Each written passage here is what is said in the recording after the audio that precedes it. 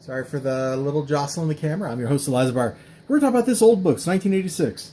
A couple weeks ago, I got my hands on a bunch of older comic books from this guy that was moving. This was one of them. I saw it and I knew I immediately wanted to read it. Like, just looking at this cover, I'm like, I have to read this book. I'm so glad I did. It's all about, there's an ex-spy, Charlie, aka Charlemagne, getting revenge on the people that hired her, that want to kill her. And, well, we don't know that it's a she until about halfway through the story, so I guess I just spoiled that. She's friends with Wolverine, and we get to see Wolverine. Hold on, let me flip to it. Well, actually, let's stop. Look at that. One of the best romances in comics right there, Peter Parker, Mary Jane Watson. But we get to see Wolverine in spy mode in this book, and it's wonderful.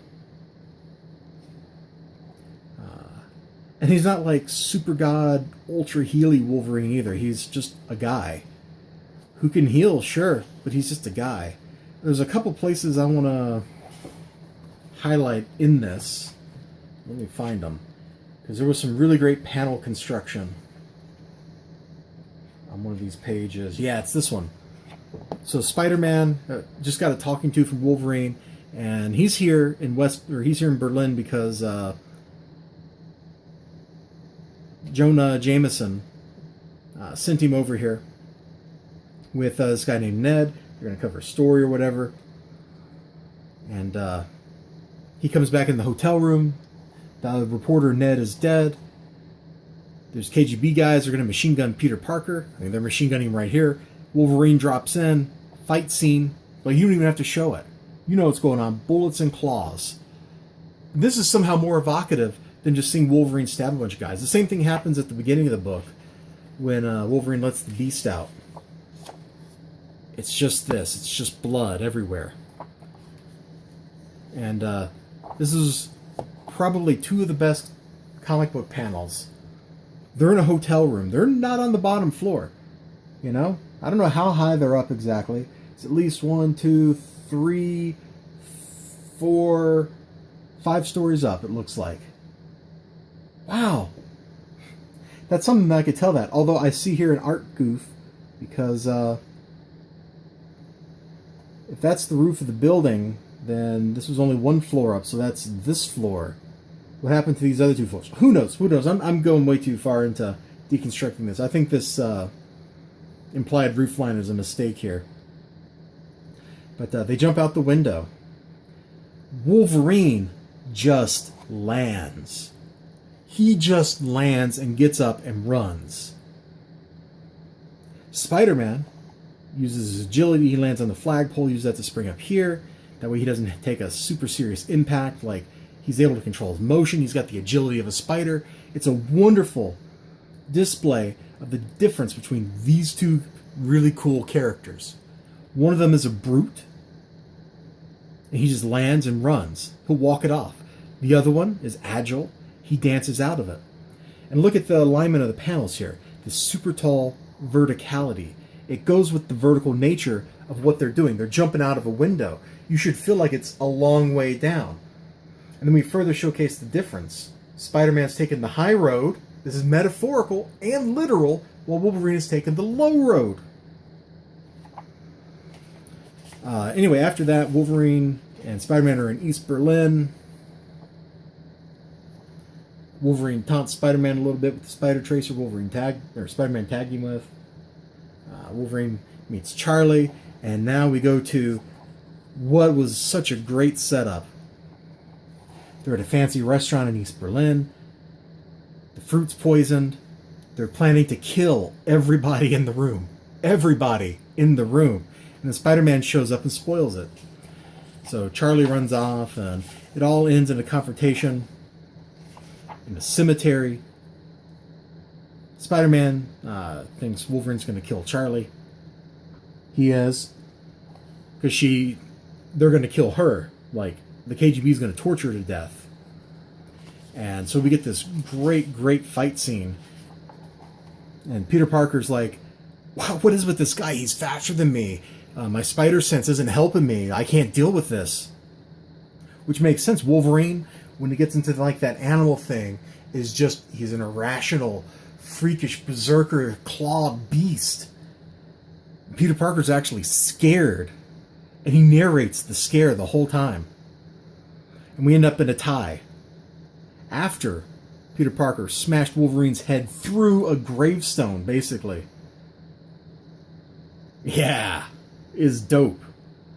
So we get a tie. Wolverine could get his neck broke, which at this time actually would kill him, unlike modern day Wolverine where he just doesn't die. And Spider-Man could get the claws. Boop. And since this is a 30-year-old book, I'm just going to go ahead and spoil it. If you don't want any more spoilers, stop now.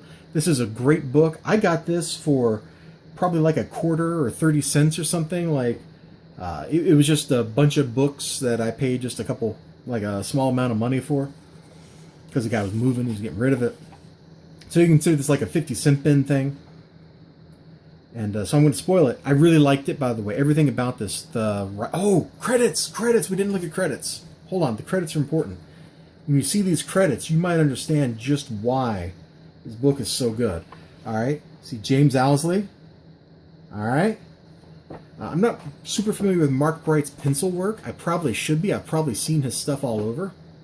Okay, well, just do that. But if you know James Owsley, or his modern alias, you know that the writing's quality.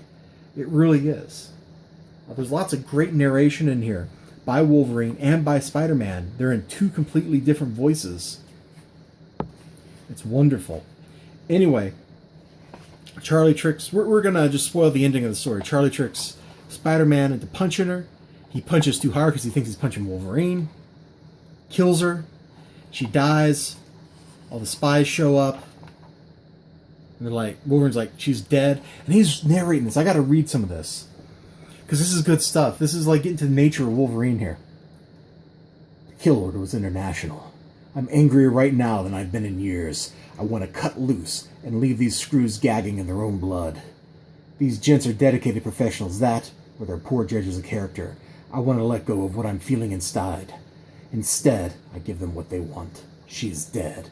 The lights go out, and then they're gone.